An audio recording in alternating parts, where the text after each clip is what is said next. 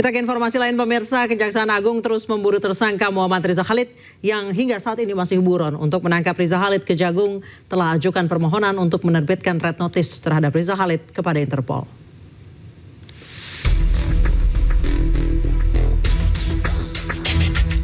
Kejaksaan Agung terus memburu tersangka Riza Khalid yang saat ini masih buron. Kejagung telah bekerja sama dengan pihak terkait termasuk permohonan menerbitkan red notice terhadap Riza Khalid kepada Interpol Pusat di Paris. Saat ini sudah dalam proses permohonan red notice. Informasi terakhir dari NCB dari Indonesia sudah diteruskan ke pusat ke Lyon, Perancis. Tinggal kita menunggu kabar tindak lanjutnya dari Interpol Pusat yang berada di Lyon, Perancis. Benar, penyidik Gunung Mudar tidak hanya berfokus bagaimana kita berusaha maksimal menghadirkan atau yang bersangkutan di Indonesia, tapi juga kita berusaha paralel dengan itu untuk penyidik menelusuri aset-asetnya dalam rangka pemulihan kerugian negara. Dalam kasus ini, tim penyidik Jaksa Agung Muda Tindak Pidana Khusus Jampitsus Kejaksaan Agung menyita aset milik Muhammad Riza Khalid. Aset yang disita berupa tanah dan bangunan seluas 6.500 meter di perumahan Rancamaya Golf Estate Bogor, Jawa Barat. Penyitaan atas putusan Pengadilan Negeri Bogor. Kepemilikan aset tersebut bukan atas nama Riza Khalid, namun atas nama perusahaan. Riza Khalid dan 8 orang lainnya menjadi tersangka atas kasus dugaan korupsi dan pencucian uang kasus tata kelola minyak mentah dan produk kilang pada Pertamina Subholding. Sebagai pemain lama dalam bisnis migas dan dekat dengan penguasa, Riza Khalid dikenal licin. Walaupun namanya sering terlibat dalam berbagai kasus korupsi, tapi ia kerap lolos dari jerat hukum. Tim Liputan iNews melaporkan.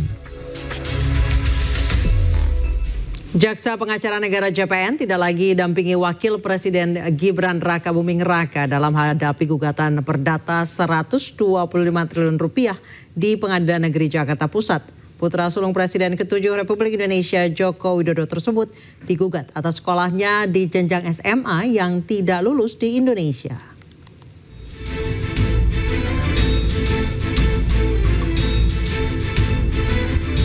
Kejaksaan Agung menjelaskan alasan Wakil Presiden Gibran Rakabuming Raka tidak lagi pakai jaksa pengacara negara untuk menghadapi gugatan syarat dokumen pencalonan Wapres saat pemilihan Presiden 2024 lalu.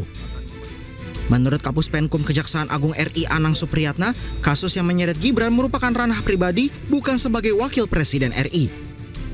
Memang pada saat itu permohonan gugatan terhadap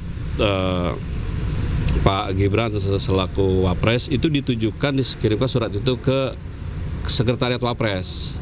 Tentunya apabila itu terkait dengan Sekretariat Wapres itu kan institusi negara. Maka pada saat itu ada permohonan untuk diwakili oleh JPN karena kemudian atas surat kuasa khusus maka JPN bisa hadir di persidangan. Nah, pada saat hadir di persidangan dinyatakan oleh pemohon bahwa yang bersangkutan gugatan bukan atas nama jabatan atau institusi tapi atas nama pribadi meminta. Majelis Hakim berpendapat bahwa karena ini sifatnya gugatan pribadi, dianggap kejaksaan, Jaksa Pengacara Negara tidak mempunyai legal standing.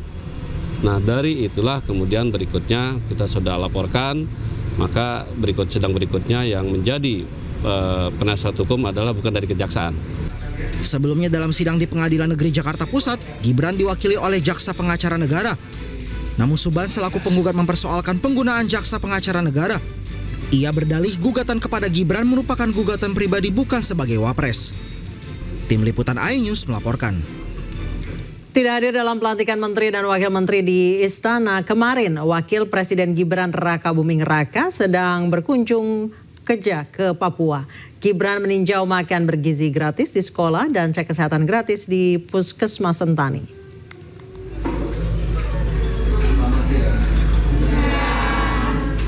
Wakil Presiden Gibran Rakabuming Raka kunjungi SMP Negeri 2 Sentani Jayapura untuk meninjau langsung pelaksanaan program makan bergizi gratis. Kehadiran Gibran disambut penuh sukacita para siswa yang sedang menikmati makan bergizi gratis. Sebelumnya Presiden Prabowo Subianto melantik menteri hingga wakil menteri di Istana Negara Jakarta pada Rabu kemarin. Untuk kedua kalinya dalam pelantikan menteri dan wakil menteri tidak dihadiri Wakil Presiden Gibran Rakabuming Raka. Menanggapi hal tersebut, pihak istana melalui Menteri Sekretaris Negara Prasetyo Hadi menjelaskan Gibran tengah berada di luar kota sehingga tak bisa hadir dalam acara pelantikan menteri wakil menteri. Mas Gibran nggak datang ke mana? Oh iya,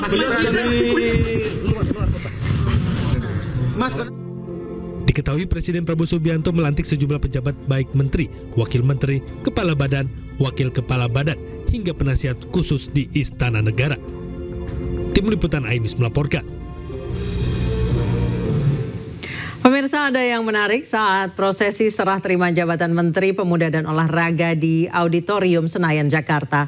Di hadapan para undangan yang hadir, Menpora periode 2023-2025, Dito Aryo Tejo sempat menyinggung ijazah Erick Thohir kepada Roy Suryo.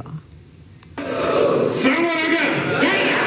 Yang pertama yang saya hormati Bapak Menteri Pemuda dan Olahraga 2025-2029, Bapak Erick Thohir, dan juga para pendahului kami.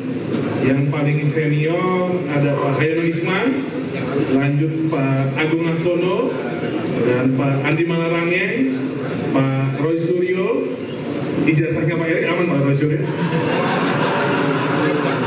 Pak Zainuddin Amali, dan juga Tumpang Pak Roy Suryo. Usai ditinggal Erick Thohir, kursi Menteri Badan Usaha Milik Negara BUMN masih kosong. Sementara itu ada 3 nama wakil Menteri BUMN yang kemungkinan akan dipilih Presiden Prabowo menjadi PLT Menteri BUMN sebelum ada penunjukan Menteri definitif. Oleh Presiden Republik Indonesia. Setelah Presiden Prabowo Subianto melantik Erick Thohir sebagai Menteri Pemuda dan Olahraga atau Menpora, kini kursi Menteri Badan Usaha Milik Negara atau BUMN masih kosong alias belum ada penggantinya.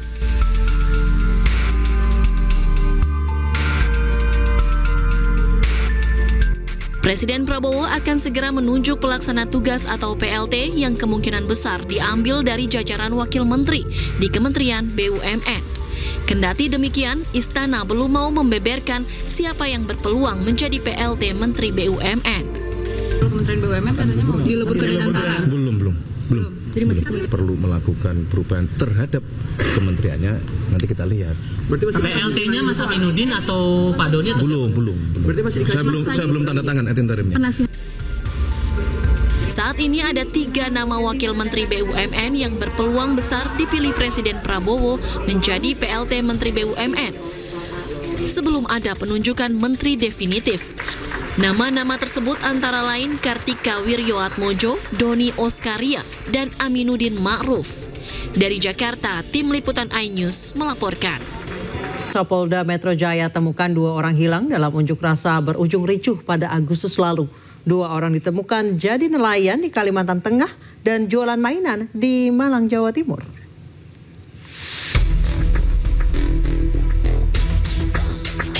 Polda Metro Jaya menemukan 2 dari 4 orang yang disebut hilang dalam kerusuhan yang terjadi pada akhir Agustus 2025. Kabid Humas Polda Metro Jaya, Brigjen Polisi Ade Ari menyebut 2 orang tersebut adalah Bima Permana Putra dan Eko Purnomo. Bima ditemukan di Malang, sementara Eko ditemukan di Kalimantan Tengah. Berkat dukungan masyarakat serta kerja keras tim di lapangan, 2 dari 4 orang hilang yang dilaporkan telah berhasil ditemukan, yaitu Saudara Bima Permana Putra, ditemukan oleh tim di Malang beberapa hari yang lalu, dan Saudara Eko Purnomo ditemukan oleh tim di Kalimantan Tengah. Saat ini keduanya dalam keadaan sehat walafiat dan baik. Brigjen Ade Ari juga menjelaskan Eko ditemukan di Kalimantan Tengah dan beralih profesi menjadi nelayan, sementara Bima tengah berjualan mainan di Malang, Jawa Timur. Eko dan Bima meminta maaf karena telah membuat orang tua mereka khawatir. Dari Jakarta, Tim Liputan iNews melaporkan.